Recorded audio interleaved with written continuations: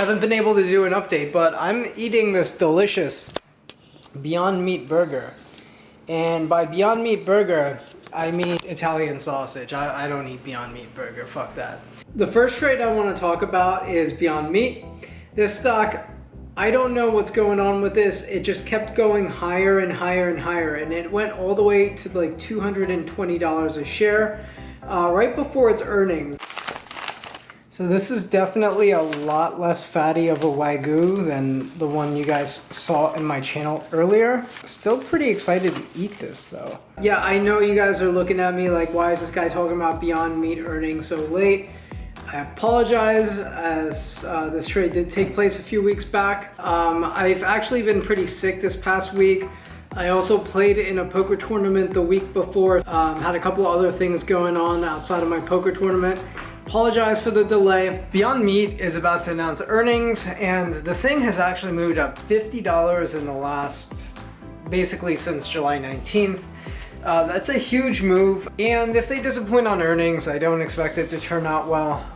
I don't know which route I'm gonna take. I think I prefer to just buy the put. That way, hey, if the trade didn't work out, it's closed. I don't worry about it going forward. Oh, look at that. Look at this steak. Put this over.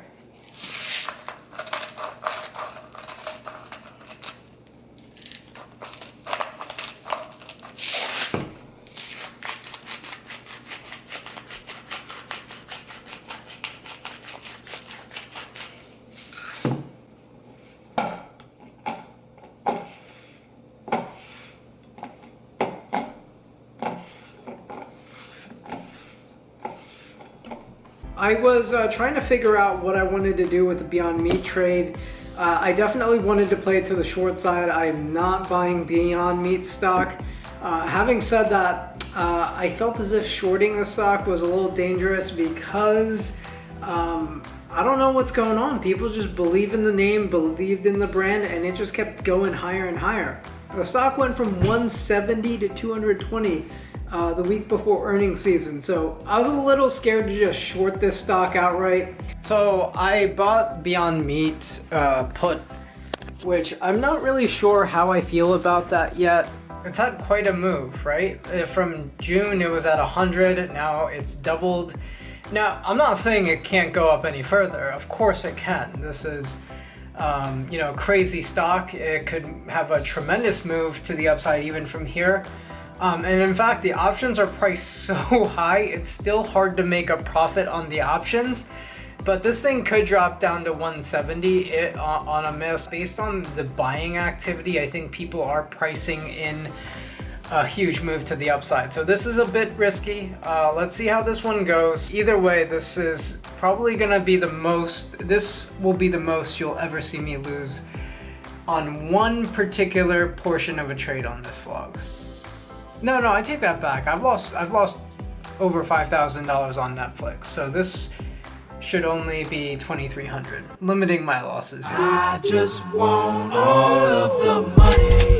Do you know what I said? I gotta get the dinero, the cash, and the bread. Money. Do you know what I'm saying? I'm down to do the do just as long as it's paying. Money. Do you know what $2,300. I'm about to light on fire right now. Unbelievable. I was gonna watch the Beyond Meat earnings on this TV right here, and apparently Verizon, thank you Verizon, says they have an outage in this area. Do I really want to watch me light $2,000 on fire again? I don't know. Kind of throw this along to the center. I'm just gonna watch it through my trading platform, and we'll see how it does. Oh man, that looks good. Smells good. Having a bit of a move in Beyond Meat now after hours. So I called TD Ameritrade to ask if that theoretical price of 42.25, if I can trade that. And they said, no, that's a theoretical price. There's no market after hours. That's what they give us estimates. Let's go ahead and flip this once.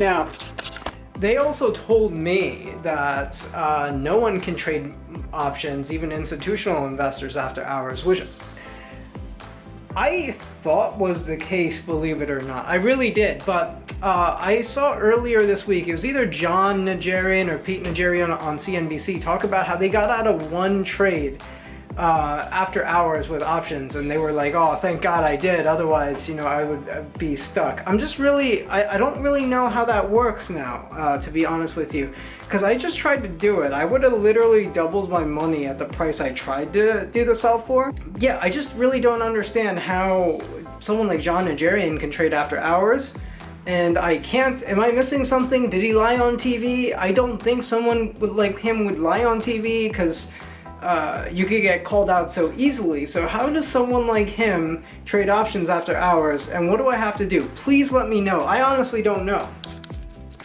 I usually like to add a few quick seconds of charring on the side.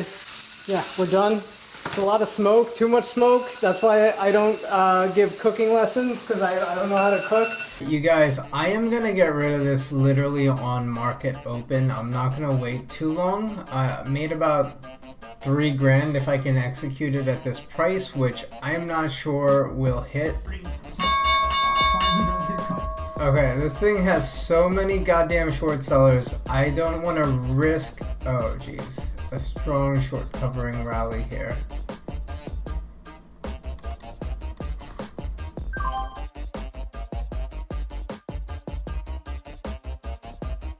The trade actually worked out for me very well. It actually would have worked out a little bit better if I shorted the stock rather than the put option, because the premiums on the options contracts were way too out of whack, and I usually say I'd rather be a seller of options when the premiums are out of whack. The trading options, in my opinion, is a great way to reduce your capital exposure, any amount of capital that you have for a particular trade. Once again, this put option gave me access to shorting this stock, but I also don't get my face torn off if Beyond Meat jumps to like $280 a share or something like that, because I just don't understand the stock. I don't understand how it was even around $200. It's way out of whack. I've been on a ketosis-based diet for a little while, and yeah, so I'm gonna eat this Wagyu steak. Hopefully I didn't overcook this. Actually, it came out pretty good. It's a little pink. Now this is Beyond Meat. Not Beyond Meat, but this is Beyond Meat. There's a famous saying, I think it was by Michael Lewis. He's an author. I don't know if that's his name actually, Michael Lewis, but he wrote the book Flash Boys. Basically, it's a book about high frequency traders, and he says no one understands the stock market. And I agree with them. And anyone that says that they do understand the stock market, well, they're just liars.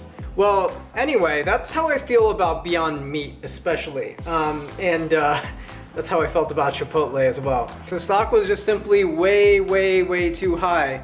Obviously, I feel the same way about Chipotle, but Beyond Meat is that on steroids, or you know, vegan growth hormone.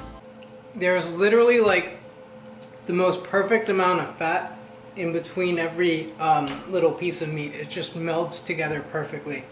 Camera is not going to be able to do this justice. You can see some fat on the bottom edge, going right through the middle. Maybe this side's even better to look at. You can really see how the red pieces of meat intertwine directly with the fat here. It's a great steak. I just want all of the money.